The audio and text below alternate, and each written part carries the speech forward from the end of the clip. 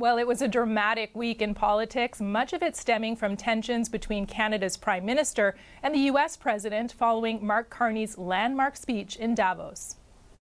Middle powers must act together because if we're not at the table, we're on the menu.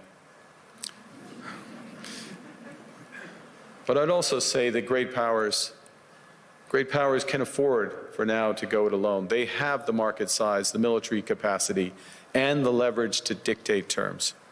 Middle powers do not. Canada lives because of the United States, remember that.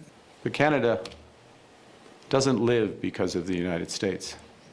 Canada thrives because we are Canadian. And joining me now to unpack just a little of what went on this week is Jennifer Welsh. She's a professor at McGill and the director of the Max Bell School of Public Policy. Thanks for being here. Pleasure to join you.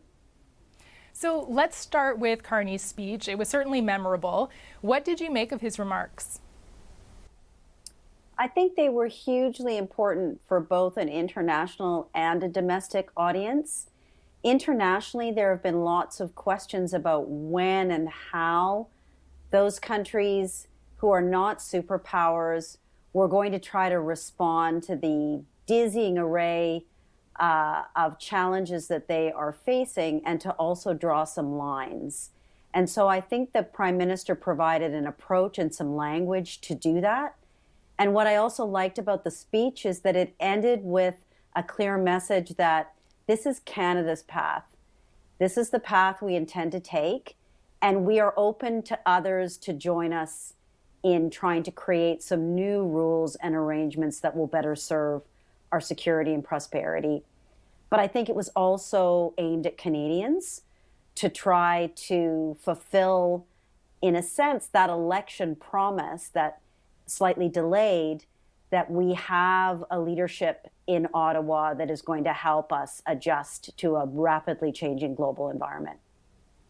And of course, Trump doesn't seem to be very happy with Carney right now, and just today threatening 100% tariffs on Canada if we strike a deal with China. Is there a right way and a wrong way for Canada and other middle powers to deal with Donald Trump? Well, it's a good question about what is the right way. The Prime Minister's speech came, in a sense, after a demonstration of what the new strategy was.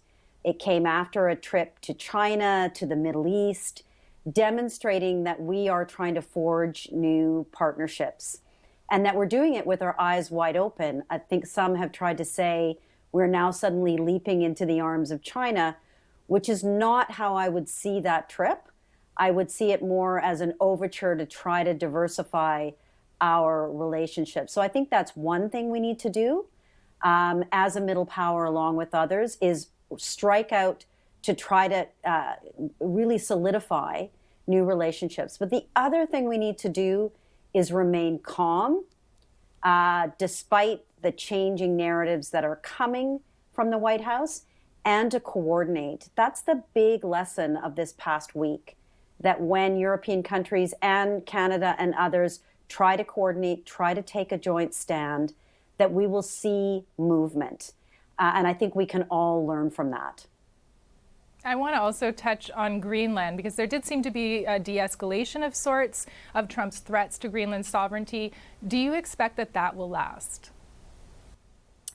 I do expect that the threat to use military force to annex in a very confrontational way is off the table for now. I think that what was demonstrated by European countries, that they had a red line, that they were willing to retaliate, to use their fiscal measures, their regulatory measures, their trade potential, that they were very clear that any approach to Greenland had to work through the NATO alliance, that sent a strong message. But let's also remember it was the downturn in the markets that also motivated Donald Trump. And he saw some of the economic effects of the instability that his approach was creating. And so I do think that kind of combination of resistance in a coordinated way and demonstration of the economic effects of a confrontational approach will help to keep people at the table talking as opposed to what we were seeing last week in the approach to Greenland. So is that coordinated approach, that unity, is that how Canada should be moving forward? What should come next as it navigates this new world order? Well, in a sense, the hard part now begins. We have a great roadmap in that speech, a clear statement on behalf of the government of Canada that we do recognize it's a changed global order, that we have to adjust to that we cannot be nostalgic. But now the question is, how do we put meat on those bones? What are the specific initiatives we're going to take? How is our broader government going to implement some of the statements in Davos that were made? I think the pragmatic reach out to a variety of partners, which the Prime Minister demonstrated, but others, for example, Mexico will be really important over the next year as we seek to try to preserve our trading relationship in North America. Reaching out to new and emerging economies, not the usual suspects.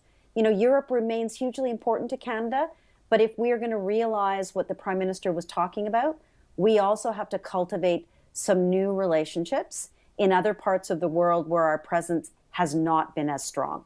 And so I see that as really important over the coming weeks and months. We'll have to leave it there. Jennifer Welsh, thank you so much for your time today. Pleasure. Nice to be with you.